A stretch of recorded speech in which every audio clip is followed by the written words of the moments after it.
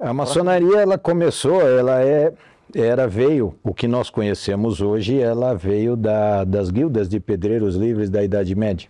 Quando o Império Romano ruiu, existia uma classe, né? O Império Romano deixou obras arquitetônicas até hoje. Nós temos na Europa, no Oriente Médio, em toda a parte no norte da África, tem obras. Então existia um número de pessoas que conheciam a arte da construção. Quando entrou a Idade Média, que o Império Romano ruiu, a Europa entrou num período negro, né? Que foi a Idade Média. Então as pessoas se juntaram em feudos. E ali você tinha o dono do feudo, você tinha a família e tinha os camponeses que trabalhavam para o senhor feudal em troca de proteção. E, na verdade, era um trabalho escravo, porque o cara nascia, morria, vivia ali. Mas nesse meio existia um grupo de pessoas que conheciam a arte da construção. Mason, em inglês, que é maçom, e maçom em francês significa pedreiro.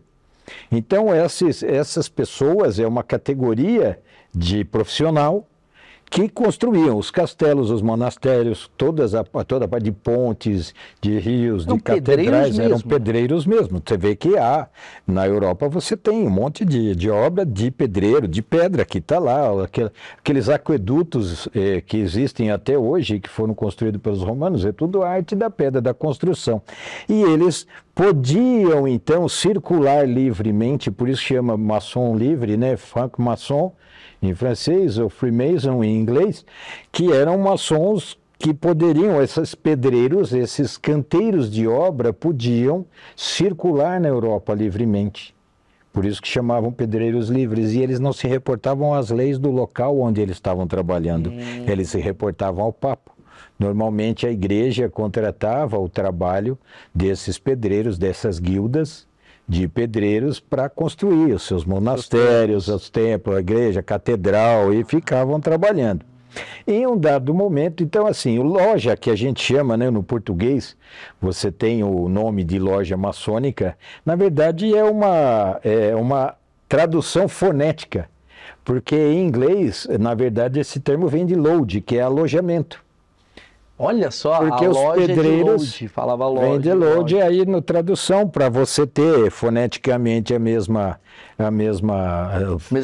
significado você trouxe, mas são alojamentos, que até hoje você tem a construção, tem o alojamento, onde o pedreiro está assim, trabalhando. Vai né? ter uma loja, essa loja que vende o quê? Celular? Não, pois ele né? é maçom, ele vende alojamento. Então vende alojamento. E aí foi fazendo essa construção, foi trabalhando e num dado momento então começou a haver uma mudança de mentalidade quando começou a vir o iluminismo, os grandes pensadores, e eles se refugiavam na maçonaria. Nesse tempo a maçonaria também começou a haver, depois de 1666, quando houve um grande incêndio em Londres que destruiu a cidade quase que inteira, as guildas se dirigiram todas para a Inglaterra.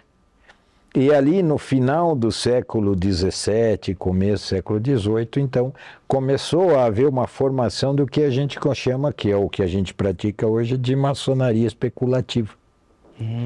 Então ela deixou de ser operativa e passou a ser especulativa, que é o que nós praticamos hoje. A operativa, ela, o próprio nome diz... Trabalhava na pedra. Trabalhava na pedra. Na construção. Seja, eram pedreiros de fato. Eram pedreiros de fato. E a de hoje, que é especulativa... Aí começou em 1717, foi quando, na verdade, houve uma fase de transição.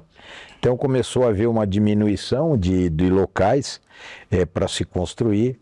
Então começaram a ingressar dentro da maçonaria pessoas que eram grandes pensadores, grandes filósofos, contestadores da época, que mudaram a realidade daquele período negro que houve na Idade Média.